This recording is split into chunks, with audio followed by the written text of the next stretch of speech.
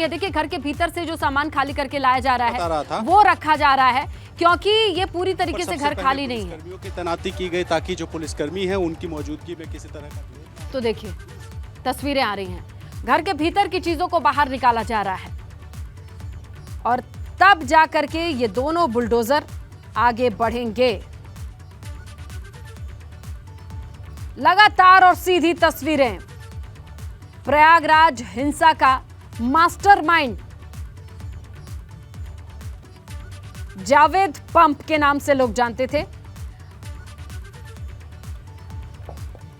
तो देखिए आप घर से जो चीजें हैं वो निकाली जा रही हैं, क्योंकि कल रात 11 बजे नोटिस चस्पा की गई थी। उसके बाद से ये माना जा रहा था कि घर को खाली करने का आदेश तो दिया गया, लेकिन घर के भीतर से चीजें लगातार निकाली जा रही हैं। देखिए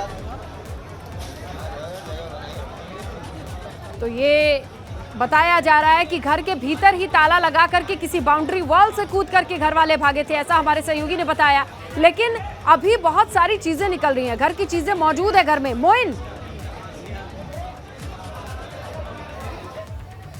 जी बिल्कुल, निश्चित तौर पर कहा जा सकता है कि घर में जो लोग मौजूद थे वो तो बाहर चले गए, लेकिन घर का सामान नहीं हटाया गया, क्योंकि रात को 11:30 बजे तक हम लोग मौजूद थे, तब तक कोई सामान नहीं निकाला गया, तब तक नोटिस भी नहीं चस्पा हुई थी। उसके बाद नोटिस चस्पा हुई तब घर वालों को जानकारी हुई होगी। और एबीपी गंगा की टीम तो सुबह 7 बजे से ही यहाँ मौजूद है। लगातार हम पल पल का अपडेट यहाँ पर दे रहे हैं। सुबह भी मकान को, घर को, सामान को हटाने का कोई काम नहीं हुआ। इसका मतलब घर में जो सामान रखा था या तो वो पहले ही हटा लिया गया था, इस बात की आशंका थी, चोरी छुपे हटा दिया गया, या फिर सारा सामान घर के अंदर है। जो लोग घर के अंदर थे वो रात को किसी वक्त यहाँ से चले गए। पुलिस को, प्रशासन को चकमा देने के लिए बाहर से गेट खुला हुआ था, अंदर से सिटकिनी बंद करके ताला लगाया गया, यानी ज़्यादातर लोग बाहर निकले और कोई एक शख्स अंदर रहा जिसने अंदर से सिटकिनी लगाई, ताला लगाया और बाउंड्री फांद करके वो बाहर निकला है, ताकि इस बात का संदेश जाए कि घर के अंदर लोग मौजूद हैं और कार्रवाई कुछ देर के लिए डिस्टर्ब रहे। लेकिन प्रशासन ने बहुत रणनीति के साथ काम किया। पहले मेन गेट को तोड़ा, बाहर की बाउंड्री वाल गिराई, उसके बाद जो अंदर जाने का रास्ता था, अंदर जाने का रास्ता बनाया।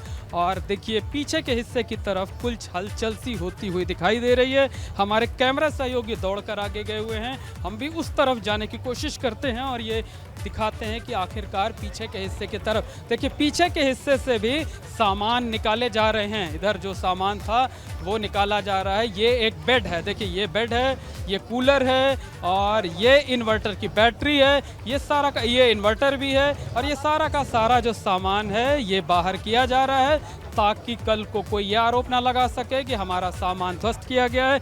ये देखिए ये कपड़े हैं, मेज पर कपड़े रखे हुए हैं, ये इन्वर्टर का बॉक्स है, ये टीवी का कवर है, सोफे का कवर है और ये कपड़े हैं।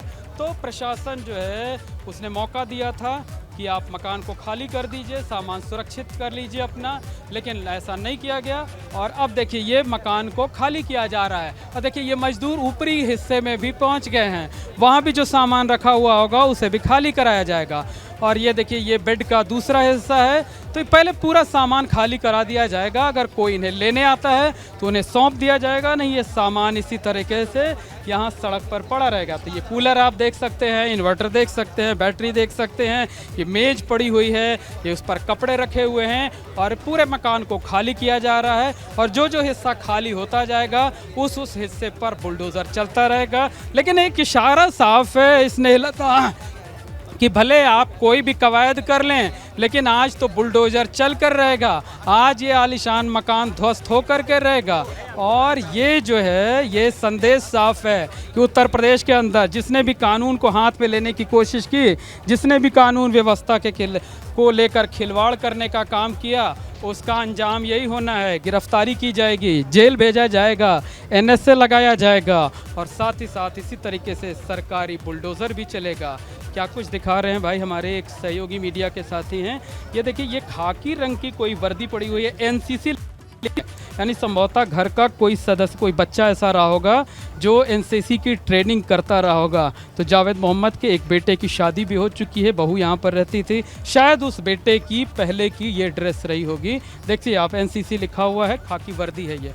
तो ये पूरा देखिए एक एक कर, और जो पूरा मकान का ये पीछे का हिस्सा है पूरी तरीके से ये भी छावनी में तब्दील है, यानी अब कोई भी शख्स अंदर नहीं जा सकता है। जो सामान है उन्हें बाहर किया जा सकता है। और देखिए आसपास के घर की जो छतें हैं, ऊंची दीवारें हैं, देखिए वहाँ तक पुलिसकर्मी तैनात कर दिए गए हैं ताकि दूर तक नज़र रखी जा सके, किसी तरीके का विरोध ना किया जा सके, किसी तरह की हिंसा ना हो सके, किसी तरीके का हंगामा ना हो सके। तो दूर तक निगाह रखने की कोशिश है, कवायद है ये कि घर के आसपास जो गली के में दूसरी बिल्डिंगें हैं, दूसरी इमारतें हैं, उनकी छतों पर सुरक्षाकर्मी तैनात कर दिए गए हैं। इसके साथ साथ हम आपको पीछे की तस्वीरें दिखाना चाहेंगे। देखिए ये जावेद मोहम्मद के मकान के पीछे का मकान है, और देखिए ये मीडिया के लोग हैं। मीडिया के लोग लगातार अपना काम सुबह से मुस्तैदी के साथ कर रहे हैं, और ये देखिए मीडिया के लोग भी डटे हुए हैं। पीछे के हिस्से से सामान निकाला जा रहा है, और जैसे जैसे सामान निकलता जाएगा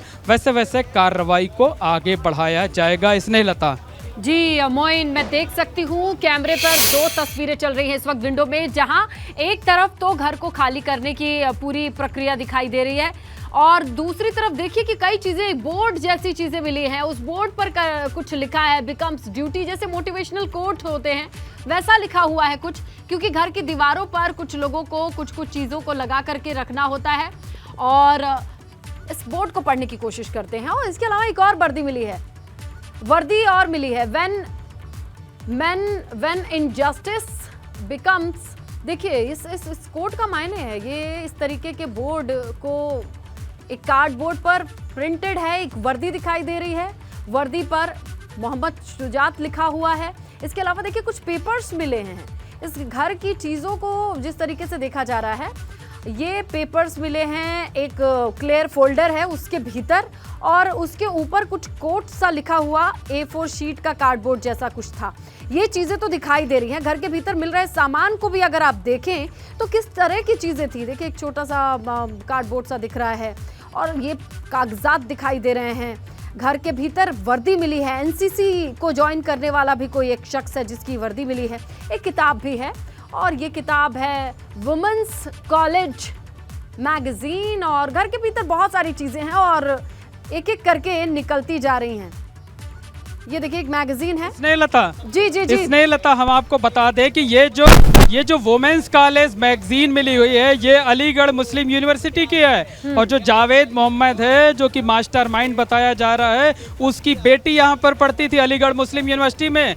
यहाँ छात्र संघ की जो महिला विंग होती है उसकी अध्यक्ष भी थी। तो ये मैगजीन अलीगढ़ मुस्लिम यूनिवर्सिटी की है। इसके साथ साथ एक आप तस्वीर का जिक्र कर रही थी जिस पे ये लिखा था कि जब कानून के खिलाफ कोई कदम उठाया जाता है, कोई काम होता है, तो वो अन्याय की पराकाष्ठा हो जाती है और उसके खिलाफ विद्रोह होता है। तो इस कोटेशन के जरिए समझा, देखिए ये शायद तस्वीरें हम सीधे तौर पे नहीं दिखाना चाहेंगे, क्लोज करके हमारे कैमरामैन ना लें, लेकिन ये वो बेटी है जावेद मोहम्मद की। सीधे तौर पर तस्वीरें मत लीजिएगा, ताकि क्योंकि अभी पुलिस ने इसे दोषी नहीं माना है, इसलिए हम उसे तस्वीरें सीधे तौर पर नहीं दिखाना चाहते हैं। लेकिन इन तस्वीरों, इस कोटेशंस के जरिए समझा जा सकता है कि जावेद मोहम्मद के इरादे किस तरीके से थे। ये देखिए, ये कोई उर्दू अखबार है, दावत करके लिखा हुआ है, हिंदी में भी दावत लिखा है, जिसकी वजह से हम पढ़ पा रहे हैं। तो ये उर्दू साहित्य है, यहाँ पर वो मिला हुआ है, ये उर्दू अखबार है। और ये देखिए, ये एक झंडे नुमा कोई चीज है, ये एक झंडे नुमा कोई चीज है। ये झंडे बड़ी संख्या में मिले हुए हैं। किसके झंडे हैं? ये संभवतः उस पार्टी के झंडे हैं, जावेद मोहम्मद जिस पार्टी का कैमरा सहयोग दिखाएं, वेलफेयर पार्टी ऑफ इंडिया, ये लिखा हुआ है वेलफेयर पार्टी ऑफ इंडिया, और वेलफेयर पार्टी ऑफ इंडिया का झंडा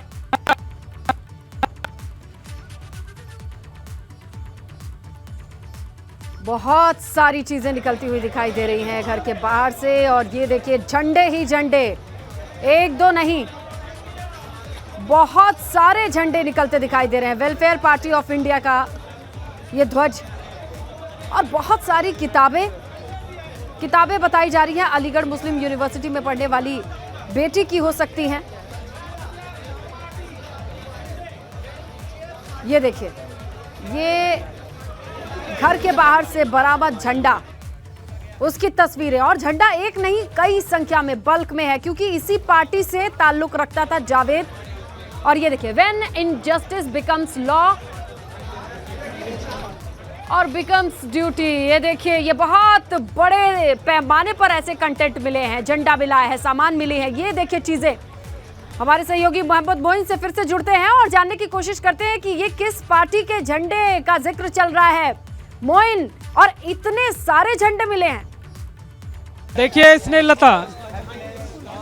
इसने लता आपको साथ बता दे कि यहाँ सिर्फ झंडे ही नहीं बल्कि झंडे भी हैं और डंडे भी हैं। झंडों में डंडे लगे हुए हैं, ये आप देख सकते हैं।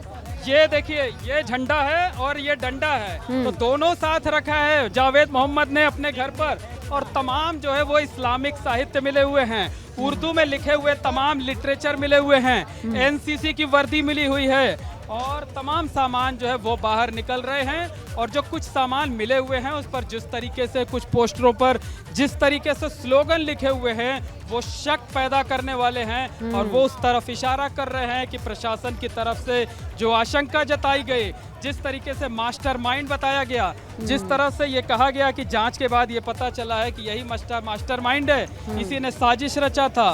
तो ये जो चीज़ें मिल रही हैं वो इस चीज़ तरफ इशारा कर रही हैं कि नहीं, कहीं ना कहीं कुछ ना कुछ गलत होता था। तो ये देखिए, ये पोस्टर देखिए, ये पोस्टर यहाँ पर है जिस पर ये लिखा हुआ है When injustice becomes law, revelation becomes duty। यानी कहीं पर अन्याय होता है तो उसके खिलाफ आवाज उठाना ड्यूटी बन जाता है। ये जावेद मोहम्मद के घर से मिला हुआ ये पोस्टर है। और एक खास बात, इसने लता एक खास बात आपको और बता दें कि ये जो पोस्टर है ये काले बैकग्राउंड पर है, और काला रंग जो है वो विरोध का प्रतीक होता है। यानी काले रंग के बैकग्राउंड पर यह पोस्टर तैयार किया गया था। फिर से एक बार पढ़ के सुना देते हैं।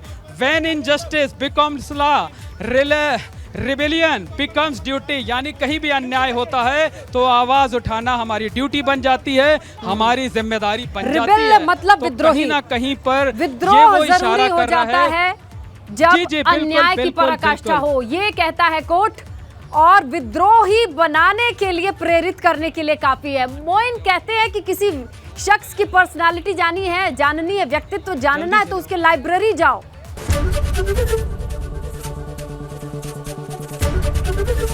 एबीपी गंगा, खबर आपकी, जुबान आपकी।